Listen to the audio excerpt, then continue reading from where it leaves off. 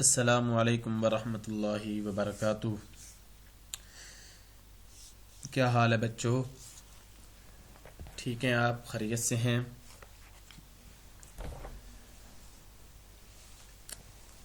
آج کا ہمارا سبق عقیدہ آخرت اور اس پر قرآنی استدلال۔ گزشتہ اسباق کے اندر عقیدہ آخرت کے متعلق ہم عقل سے اور عقل سے آگے بڑھ کر بھی جہاں تک ہماری عقل رسائی کرتی تھی وہاں تک ہم نے اس کے اوپر غور و فکر کیا، لیکن عقل کی رسائی اتنی زیادہ نہیں کہ وہ اللہ تبارک و تعالیٰ کی حکمتوں کو اور اللہ تبارک و تعالیٰ کے بنائے ہوئے قوانین کو سمجھ سکے۔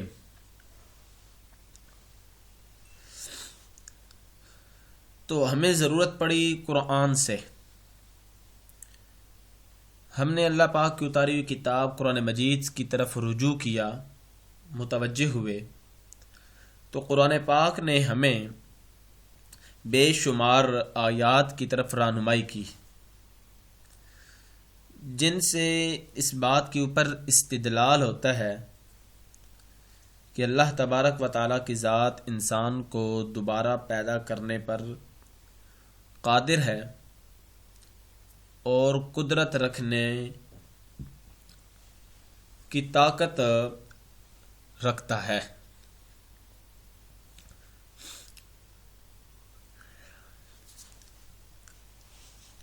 اللہ تبارک و تعالیٰ کی قدرت کی نشانیاں، اس کے اوپر قرآن پاک نے غور و فکر کی دعوت دی۔ قرآن پاک اعلان فرماتا ہے اولم ینظروا فی ملکوت السماوات والارض۔ یہ آیت غلط لکھی گئی ہے، آپ نوٹ کر لیں، ملکوت السماوات والارض۔ کیا ان لوگوں نے آسمانوں اور زمین کے انتظام پر غور نہیں کیا؟ ینظرو، نظر ینظرو، دیکھنا، نظر اٹھانا، غور و فکر کرنا۔ السماوات اور ارض، السماوات آسمان، والارض اور زمین۔ اب یہاں پر اللہ تبارک و تعالی آنکھیں کھول کر ان نشانات کو دیکھنا جو انسان کے اوپر شب و روز پیش آ رہے ہیں اور انسان ان کے اوپر مشاہدہ کر رہا ہے، ان کو دیکھ رہا ہے، اس کی طرف دعوت دی گئی ہے۔ اے انسان، ذرا اپنی نگاہ کو بلند کر اور ہماری بنائی ہوئی ان چیزوں کو دیکھ۔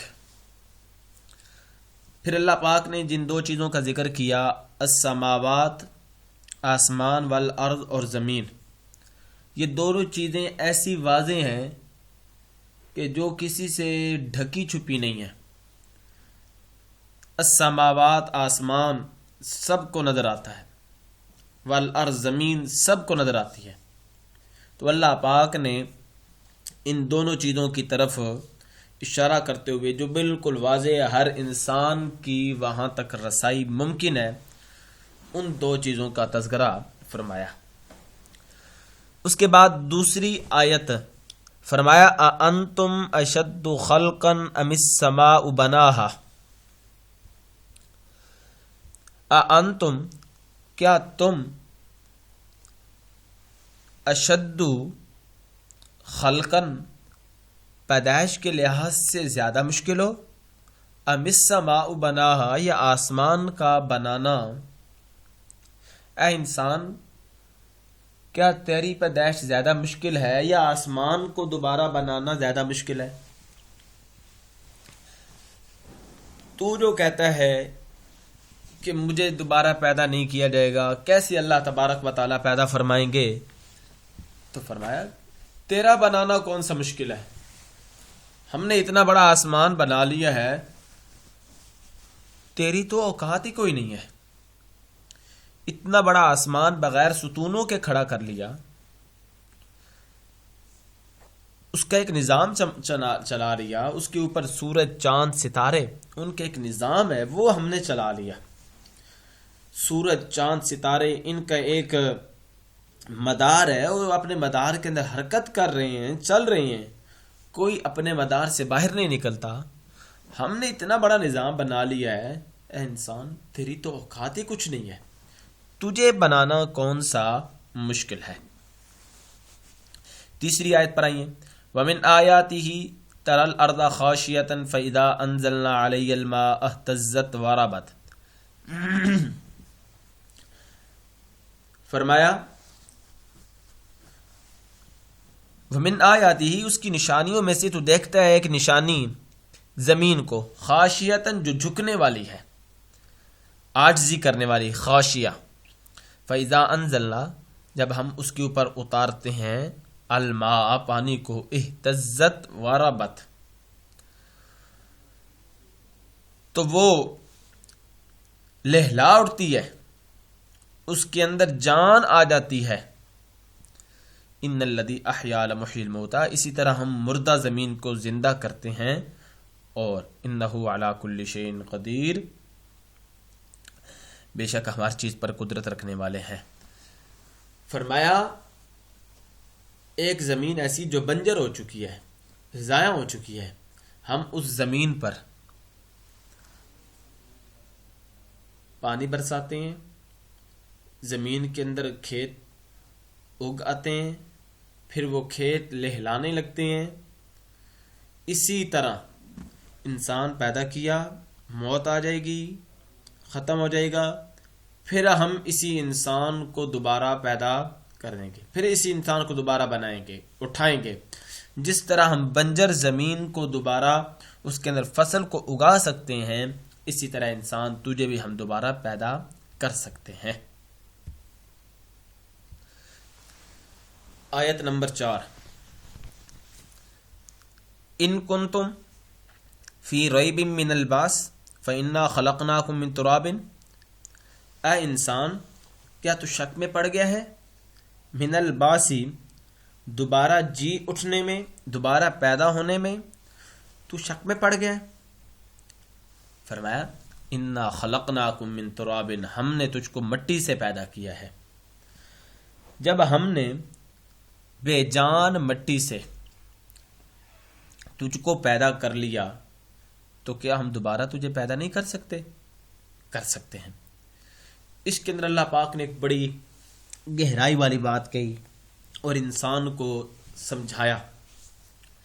اے انسان، ایک چیز کا بنانا پہلی دفعہ مشکل ہوتا ہے، اور جب ایک چیز بن جاتی ہے پھر اس کا دوسری دفعہ بنانا مشکل نہیں ہوتا. جب تجھ کو پہلی مرتبہ میں پروردگار نے بنا لیا، پہلی مرتبہ میں نے تیری تخلیق کر لی ہے، تو اب دوسری مرتبہ تیری تخلیق کرنا میرے لیے کوئی مشکل نہیں ہے، میں تجھ کو دوسری مرتبہ پیدا کر سکتا ہوں. پھر مثال دی، ایک کاریگر، اس کے سامنے ایک چیز موجود ہو، پھر اس کو کھول کر رکھ دیا جائے، پرزہ پرزہ الگ کر دیا جائے، وہ اس کو دوبارہ جوڑ کر پہلے طرح کر سکتا ہے. فرمایا تجھ کو تو بنانے والا ہی میں ہوں، تیری تخلیق کرنے والا ہی میں ہوں، میرے لیے یہ کیا مشکل ہے. اور آیت نمبر 5 وَهُوَ الَّذِي يَبْدَأُ الْخَلْقَ ثُمَّ يُعِيدُهُ وَهُوَ أَهْوَنُ عَلَيْهِ، وہ پروردگار جس نے ابتداً پہلی مرتبہ تخلیق کی، يَبْدَأُ الْخَلْقَ جس نے انسان کو وجود بخشا، تخلیق کی، ثُمَّ يُعِيدُهُ پھر وہی اس کو دوبارہ پیدا کرے گا، اور اس کا دوبارہ پیدا کرنا وَهُوَ أَهْوَنُ عَلَيْهِ اس کے اوپر کوئی مشکل نہیں ہے. مشکل ہوتی ہوگی تمہارے لیے کہ کیسے اللہ پاک کرے گا، کیسے دوبارہ پیدا کر دیا جائے گا، یہ تمہارے لیے مشکل ہوتی ہے، میں پروردگار کے لیے کوئی مشکل نہیں ہے. انشاءاللہ یہ قرآنی استدلال ختم ہونے کے بعد میں 5 جو عقیدہ آخرت کا انکار کرنے والے لوگ ہیں ان کے 5 اشکال اور اس کے جواب وہ انشاءاللہ میں دوں گا، آپ میرے ساتھ رہیے گا۔ تو یہ قرآنی استدلال پیش کرتے ہیں کہ ان آیات سے یہ چیز ثابت ہوتی ہے کہ اللہ تبارک و تعالی دوبارہ زندہ کرنے پر قادر ہیں اور دوبارہ زندہ کر سکتے ہیں۔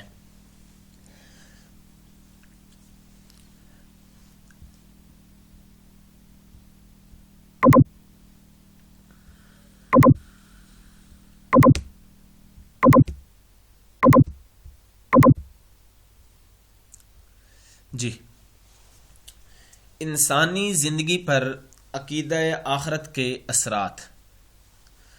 جب انسان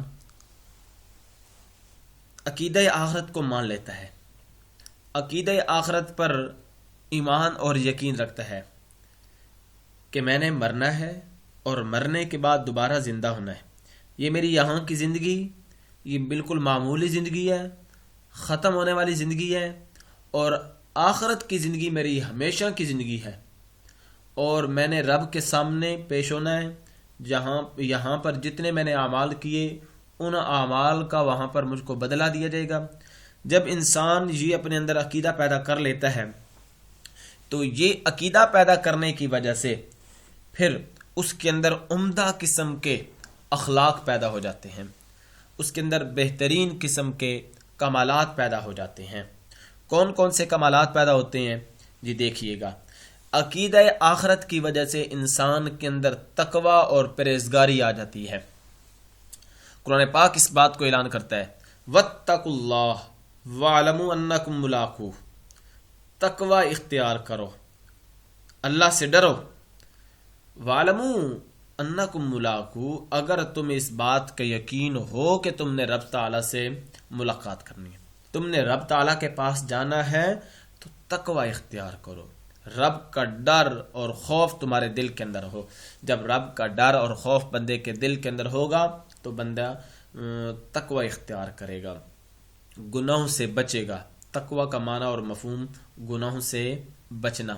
میں ایک مثال دیا کرتا ہوں کہ کیمرہ لگا ہوا ہو، کیمرے کے سامنے بندے کی چال چلن ذرا الگ ہوتی ہے، بندے کا اٹھنا بیٹھنا اس کا طور طریقہ ذرا الگ ہوتا ہے، اور جب کیمرہ نہ لگا ہوا ہو تو وہاں پر بندے کا انداز ذرا اور قسم کا ہوتا ہے۔ تو جب یہ بندے کی سوچ بن گئی کہ میں پروردگار کے سامنے ہوں، پروردگار کی نظروں کے سامنے ہوں، اور پھر میں نے رب العالمین کے سامنے جانا ہے اور میں نے یہاں پر اپنے جو اعمال کیے ان کا جواب دینا ہے، تو پھر وہ گناہوں سے بچتا ہے، تقوی اختیار کرتا ہے، اس کے دل کے اندر رب کا ڈر اور خوف پیدا ہو جاتا ہے۔ نمبر 2، جو بندہ عقیدہ آخرت پر یقین رکھتا ہے اس کے دل میں اللہ کے راستے میں جان قربان کرنے کا جذبہ پیدا ہو جاتا ہے کہ میں اللہ کے راستے میں جان کو قربان کروں۔ کیوں پیدا ہو جاتا ہے؟ کیونکہ قرآن پاک اعلان کرتا ہے کہ جو بندہ اللہ کے راستے میں اپنی جان قربان کرتا ہے اس کو تم یقتل فی سبیل اللہ اموات، اس کو تم مردہ نہ کہو، بل احیاء، بلکہ وہ زندہ ہے، ولکن لا تشعرون، لیکن اس کی زندگی کیسی ہے تمہیں اس بات کا علم، شعور، پتہ نہیں ہے۔ تو جو بندہ عقیدہ آخرت پر یقین رکھتا ہے تو اس کو جب اس بات کا پتہ چلتا ہے کہ میں نے اللہ پاک کے پاس جانا ہے اور پھر دوبارہ میں نے زندہ ہو جانا ہے، تو پھر وہ اپنی جان قربان کرنے کے اندر بھی کوئی ہچکچاہٹ محسوس نہیں کرتا، وہ اپنی جان اللہ کے راستے کے اندر قربان کر دیتا ہے۔ نمبر 3، مصیبتوں پر صبر اور رب کی رحمت کا طالب ہوتا ہے۔ جو بندہ عقیدہ آخرت پر یقین رکھتا ہو اس کے اوپر جتنی مصیبتیں آئیں وہ صبر کرتا ہے۔ کیوں؟ یہ چند روز کی مصیبتیں ہیں، چند دنوں کی مصیبتیں ہیں، پھر یہ مصیبتیں ختم ہو جائیں گی، پھر یہ میرے اوپر جو پریشانیاں ہیں یہ ختم ہو جائیں گی، اور پھر اللہ تبارک و تعالی میرے لیے آسانیاں ہی آسانیاں پیدا فرمائیں گے، اور رب کی رحمت میرے اوپر متوجہ ہوگی، جیسے قرآن اس بات کی طرف رہنمائی کرتے ہوئے کہتا ہے قال الذین یظنون اولئک علیہم صلوات من ربہم ورحمہ، ان لوگوں پر رب کی جانب سے بے عنایات، رب کی طرف سے رحمتیں اور صلوات علیہم من ربہم ورحمہ، ان کے اوپر رب کی طرف سے رحمتیں برستی ہوں گی۔ تو جو بندہ مصیبتوں پر صبر کرتا ہے تو پھر اس پر رب کی رحمتیں متوجہ ہوتی ہیں۔ قرآن پاک بھی اس بات کے اوپر گواہی دیتا ہے، فرمایا ان اللہ مع الصابرین، ہم صبر کرنے والوں کے ساتھ ہیں۔ ایک اور مقام پر فرمایا کہ جو بندہ صبر کرتا ہے وبشر الصابرین، صبر کرنے والوں کے لیے بڑی خوشخبریاں ہیں۔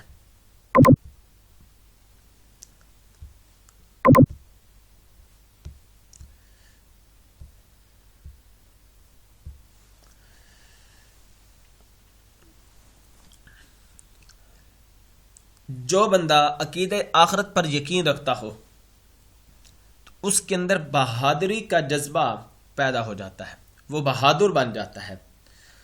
کیسے بہادر بنتا ہے؟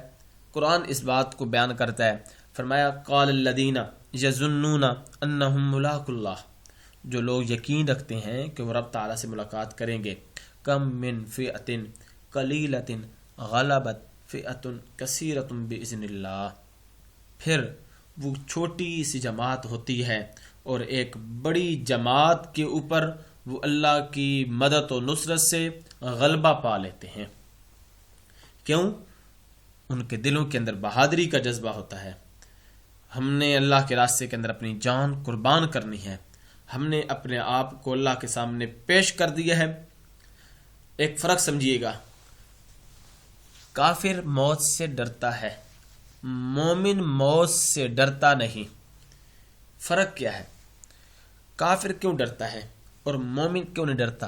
فرق اس کے اندر یہ ہے، کافر کو یہ ہوتا ہے کہ میں نے مر جانا ہے اور مرنے کے بعد پھر میری کوئی دوبارہ نئی زندگی نہیں ہے، میں کہاں جاؤں گا، کیا بنے گا، میرا جو کچھ ہے بس یہی ہے۔ اور مومن اس کے دل کے اندر یہ ہوتا ہے میں نے مر جانا ہے اور پھر میں نے دوبارہ زندہ بھی ہونا ہے۔ یہی چیز اس کے اندر بہادری کا جذبہ پیدا کر دیتی ہے، وہ بہادر بن کر اللہ کے راستے کے اندر اپنی جان قربان کرتا ہے، اللہ کے راستے کے اندر لڑتا ہے۔ سخت مشکل کے اندر ڈٹ جانے کا جذبہ پیدا ہو جاتا ہے، قوت پیدا ہو جاتی ہے۔ کب پیدا ہوتی ہے؟ جب دل کے اندر آخرت کا بندے کو یقین ہو۔ پھر جتنی بڑی مصیبتیں آئیں وہ ان کے سامنے ڈٹ جاتا ہے، جتنی بڑی تکالیفیں آئیں وہ ان کے سامنے ڈٹ جاتا ہے، دین اسلام کو نہیں چھوڑتا۔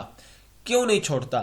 کیونکہ اس کو یقین ہے کہ اگر میں نے دین اسلام کو آج چھوڑ دیا تو آخرت کی جو آگ ہے، آخرت کی جو پریشانیاں ہیں وہ اس دنیا کی پریشانیوں سے بڑی پریشانیاں ہیں۔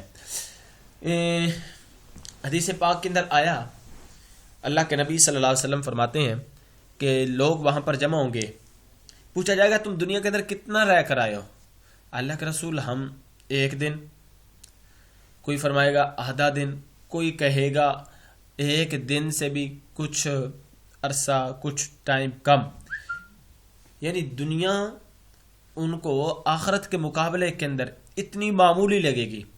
وجہ کیا ہے؟ وجہ یہ ہے کہ جو قیامت کے دن اس کی ہولناکی جو ہوگی، اس کا ڈر اور خوف ہوگا نا، وہ دنیا کی جتنی مصیبتیں اس کے اوپر آ جائیں وہ اس کے مقابلے کے اندر بالکل معمولی ہیں، تھوڑی ہیں۔ تو یوں محسوس ہو گیا کہ ہم دنیا کے اندر گئے ہی نہیں، گئے بھی ہیں تو ایک آدھا دن کے لیے گئے ہیں، اس سے زیادہ ہم دنیا کے اندر نہیں گئے۔ تو جب بندہ عقیدہ آخرت پر یقین رکھتا ہو تو پھر اس کے دل کے اندر یہ دنیا کی مصیبتیں اور پریشانیاں یہ کوئی اثر نہیں رکھتی، کیونکہ وہ سمجھتا ہے اگر میں نے یہاں پر دین اسلام کو چھوڑ دیا تو جہنم کی آگ بڑی سخت ہے۔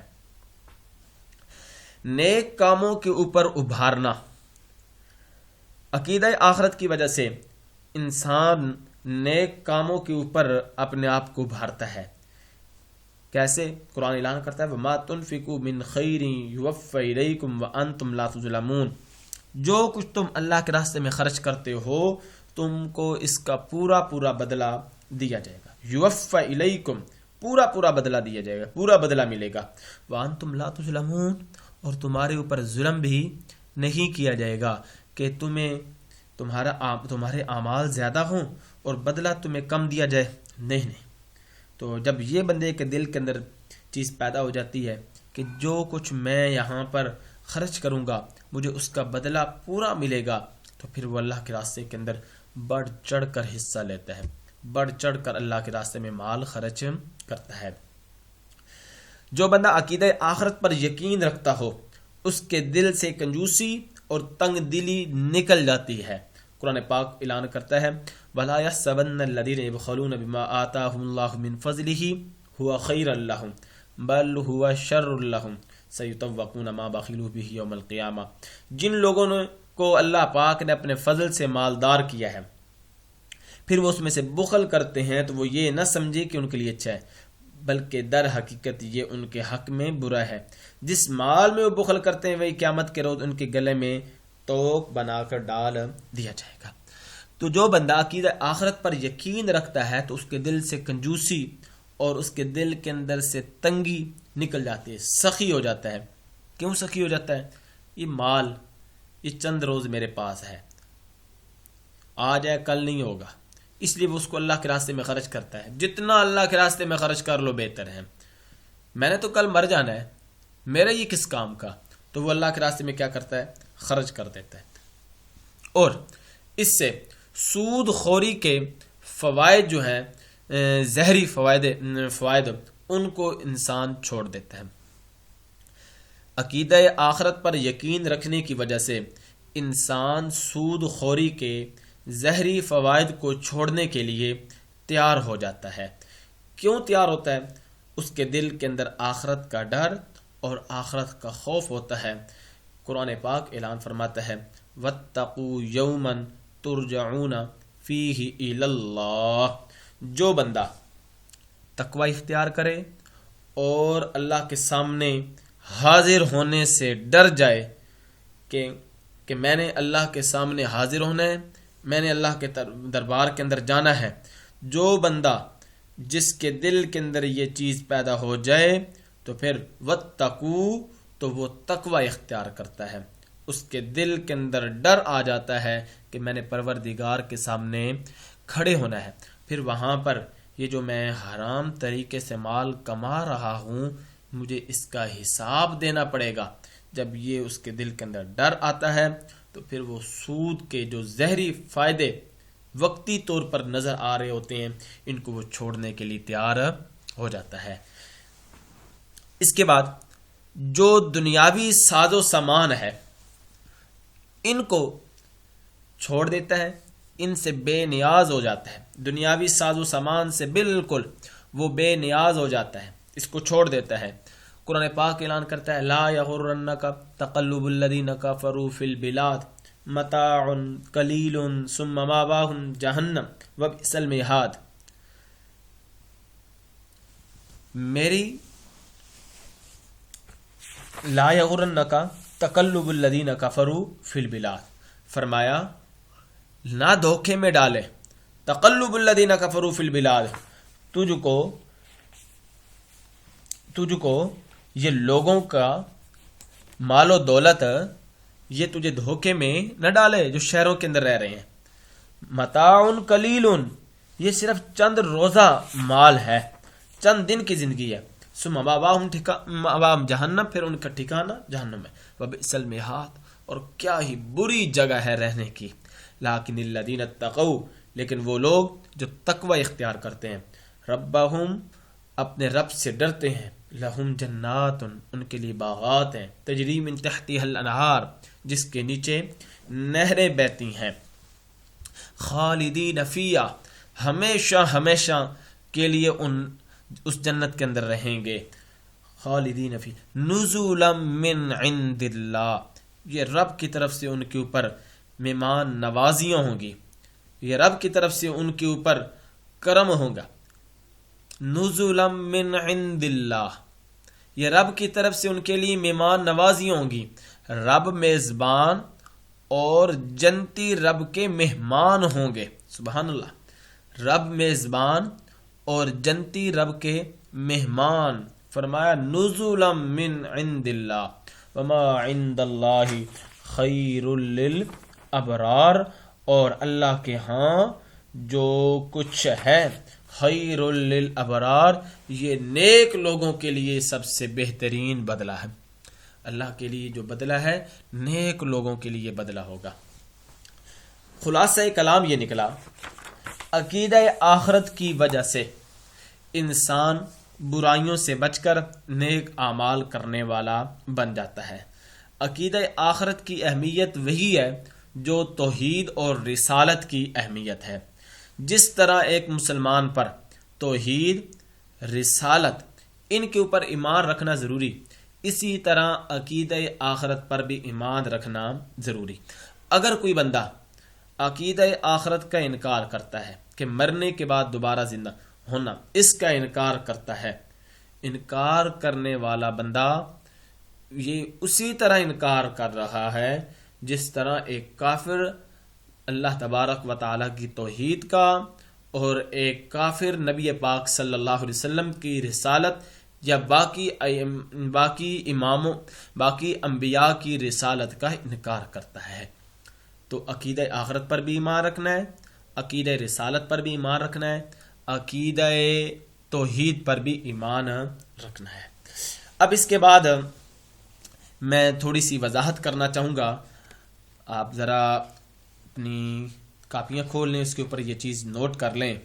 5 اشکال کیے جاتے ہیں آخرت کا انکار کرنے والے جو لوگ ہیں ان کی طرف سے 5 اشکال کیے جاتے ہیں. پہلا ان کا اشکال یہ ہوتا ہے، کیا ہمیں دوبارہ نئے سرے سے پیدا کیا جائے گا؟ یعنی ہمارا ایک نیا جنم ہوگا، ہماری نئی زندگی ہوگی. دوسرا ان کا سوال ان کا یہ ہے، ہمیں کون زندہ کرے گا؟ تیسرا ان کا سوال یہ ہے، کیا دنیا کی زندگی کے بعد بھی کوئی زندگی ہے؟ چوتھا، اعمال کا ریکارڈ کیسے محفوظ ہوگا؟ پانچواں، اللہ سے قربت کے باوجود کیا ہمیں عذاب ہوگا؟ یہ کچھ باتیں ہم نے پیچھے پڑھ لی ہیں. میں نے اب ان کا خلاصہ لب لباب اور نچوڑ آپ کے سامنے عرض کرنے لگا ہوں. بالکل مختصرا، صرف آپ توجہ کریں، نوٹ کرتے جائیں. سب سے پہلا سوال ان کا یہ ہے، کیا ہمارا نیا جنم ہوگا؟ کیا ہمیں دوبارہ نئے سرے سے پیدا کیا جائے گا؟ فرمایا ہاں، انسان کا نیا جنم نہیں ہوگا، نئی زندگی نہیں ہوگی، بلکہ اسی انسان کو موت کے بعد دوبارہ زندہ کیا جائے گا، دوبارہ اس کو زندگی دی جائے گی. قرآن اعلان فرماتا ہے، کنتم امواتا فاحیاکم، تم مردہ تھے، ہم نے تم کو زندگی دی. ثم یمیتکم، پھر ہم تم کو موت دیں گے. ثم یحییکم، پھر ہم تم کو زندہ کریں گے. یاد رکھیے، انسان کی 2 زندگیاں ہیں اور 2 اس کی موتیں ہیں. 2 زندگیاں اور 2 موتیں. ایک موت ہم پیچھے گزار چکے ہیں. وہ کون سی موت؟ جب ہم نہیں تھے، جب ہمارا نام و نشان نہیں تھا، گویا ہم مردہ تھے. ثم یحییکم، پھر ہمیں زندہ کیا گیا. ایک موت گزر چکی ہے، اب پھر ہمیں زندہ کیا گیا. ثم یمیتکم، پھر ہماری اس جو دنیا کی جو زندگی ہے اس کے اوپر موت آئے گی. ثم یحییکم، پھر ہمیں زندہ کیا جائے گا. تو جواب یہ نکلا کہ تمہاری نئی زندگی نہیں ہوگی، بلکہ یہ جو زندگی ہے اسی کے اوپر موت آئے گی، پھر اس کے بعد دوبارہ زندہ کیا جائے گا. اس کے بعد دوسرا ان کا جواب یہ ہے کہ اللہ تبارک و تعالی دوبارہ کیسے زندہ کرے گا؟ فرمایا کل یحییھا الذی انشأھا اول مرہ. جب ہماری ہڈیاں بوسیدہ، ہمارے ہاتھ، کان، ناک سب کچھ ختم، گوشت پوست حتیٰ کہ جو ہڈیاں ہیں وہ بھی ختم ہو جائیں گی، پھر ہمیں کیسے زندہ کیا جائے گا؟ فرمایا کل یحییھا الذی انشأھا اول مرہ. فرما دیجئے جو تمہیں بوسیدہ ہڈیوں کو، جو تمہیں پہلی مرتبہ زندہ کر سکتا ہے نا، انشأھا، جو تمہیں پہلی مرتبہ زندہ کر سکتا ہے اول مرہ، وہی تمہیں یحییھا تمہاری ان پرانی اور بوسیدہ ہڈیوں کو بھی زندہ کر سکتا ہے، یعنی وہی تمہیں دوبارہ زندہ بھی کرے گا۔ تیسرا سوال ان کا یہ ہے، کیا دنیا کی زندگی کے بعد بھی کچھ زندگی ہے؟ اس کا جواب بھی ہم پیچھے پڑھ چکے ہیں۔ یہ دنیا کی زندگی یہ تو بس صرف آخرت کے لیے کیا کہتے ہیں ایک امتحان ہے، اصل زندگی تو آخرت کی ہے۔ حدیث پاک کے اندر آیا ان الدنیا مزرعۃ الآخرہ، یہ دنیا کی جو زندگی ہے یہ آخرت کی زندگی کی کھیتی ہے۔ دنیا کی زندگی، دنیا اس کے اندر انسان نے آ کر کھیتی کرنی ہے، کھیتی باڑی کرنی ہے، اور جو فصل ہوگا جب وہ کاٹے گا تو پھر اس کے اوپر جو کچھ ملے گا وہ آخرت کے اندر ملے گا۔ قرآن کہتا ہے وَمَا الْحَيَاةُ الدُّنْيَا إِلَّا لَعِبٌ وَلَهْوٌ، یہ دنیا کی زندگی کھیل اور تماشا ہے۔ نمبر 4 ان کا یہ سوال کہ ہمارے اعمال کہاں پر محفوظ ہوتے ہیں، اس کا جواب بھی ہم پڑھ چکے ہیں۔ انسان کے اعمال یہ کرامن کاتبین محفوظ کرنے والے ہیں۔ کرامن کاتبین انسان کے دائیں بائیں کاندھے پر فرشتے بیٹھے ہوئے ہیں جو اس کے اچھے اور برے اعمال کو نوٹ کرتے ہیں۔ قرآن کہتا ہے وَإِنَّ عَلَيْكُمْ لَحَافِظِينَ کِرَامًا کاتبین، بے شک تمہارے اوپر نگرانی کرنے والے ہم نے مقرر کر رکھے ہیں۔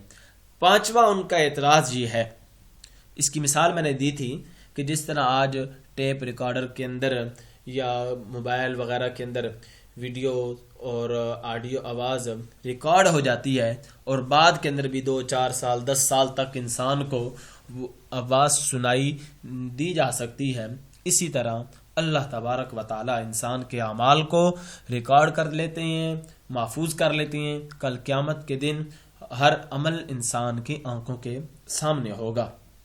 نمبر 5 نجات کا دار و مدار، 5ویں بات یہ کہ کیا ہم اللہ تعالیٰ کے قریب نہیں ہیں، پھر وہ ہمیں کیوں عذاب دے گا؟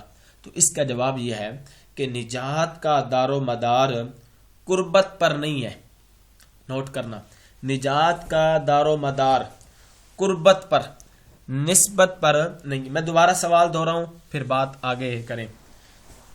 سوال یہ ہے اللہ تبارک و تعالی سے ہماری قربت ہونے کے باوجود کیا وہ ہمیں پھر بھی عذاب دے گا؟ اللہ تبارک و تعالی کے ہم قریب ہیں، قریب ہونے کے باوجود، قربت ہونے کے باوجود کیا ہمیں وہ پھر بھی عذاب دے گا؟ اس کا جواب نجات کا دار و مدار نسبت پر، قربت پر نہیں ہے۔ نسبت اور قربت کیا ہے؟ کہ میں اللہ کا قریبی ہوں۔ اللہ کا قریبی، مثلا میں کسی نبی کا بیٹا ہوں، میں کسی ولی کا بیٹا ہوں، میں کسی ولی کا باپ ہوں، میں کسی نبی کا باپ ہوں۔ یہ انسان کو نسبت ہوتی ہے، ہم صاحبزادے ہیں، ہم فلاں ہیں۔ دنیا کے اندر تو بندہ یہ اپنا منصب، اس کا روب جھاڑ سکتا ہے، اپنی نسبت کو وہ لوگوں پر بتا کر اپنے مقاصد کو حاصل کر سکتا ہے۔ آخرت کے اندر یہ انسان کے لیے اس کی نسبت کام نہیں آئے گی، بلکہ آخرت کے اندر انسان کے اعمال کام آئیں گے۔ قرآن پاک کہتا ہے لہا ما کسبت وعلیہا مکتسبت، جو کچھ اس نے کمایا، جو اس نے نیک کام کیے، اسی کا بدلہ اس کو ملے گا، اور جو کچھ کسی دوسرے نے کمایا اس کا بدلہ بھی اس کو ملے گا۔ اچھائی کی یا برائی کی، اس کا بدلہ اس کو ملے گا۔ یہاں پر میں نبی پاک صلی اللہ علیہ وسلم کے ایک فرمان سناؤں۔ آپ صلی اللہ علیہ وسلم اپنے لخت جگر حضرت فاطمہ الزہرا رضی اللہ تعالی عنہ سے فرمایا، اے فاطمہ، تمہیں اس لیے نہیں بخشا جائے گا کہ تم میری بیٹی ہو، تمہیں اس لیے نہیں بخشا جائے گا کہ تم میری بیٹی ہو۔ میری بیٹی، اگر تم نجات چاہتی ہو تو نجات کا دار و مدار اعمال پر ہے۔ تمہیں اس لیے نہیں بخشا جائے گا کہ تم میری بیٹی ہو، نجات کا دار و مدار اعمال پر ہے۔ انسان کے اعمال پر نجات کا دار و مدار منحصر ہے. جیسے اعمال ویسے ہی انسان کی نجات یا اس کو سزا ملے گی. تو یہ 5 سوال تھے کہ ہمارا نیا جنم ہوگا، ہمیں کون زندہ کرے گا، دنیا کی زندگی کے بعد کوئی زندگی ہے، اعمال کہاں پر ریکارڈ کیے جاتے ہیں، اللہ سے قربت کے باوجود ہمیں کیوں عذاب دیا جائے گا. تو یہ سوالات کیے جاتے تھے، تو یہ میں نے اس کے جوابات آپ کے سامنے رکھ دیے. اللہ تبارک و تعالی سمجھنے کی، عمل کرنے کی توفیق عطا فرمائے.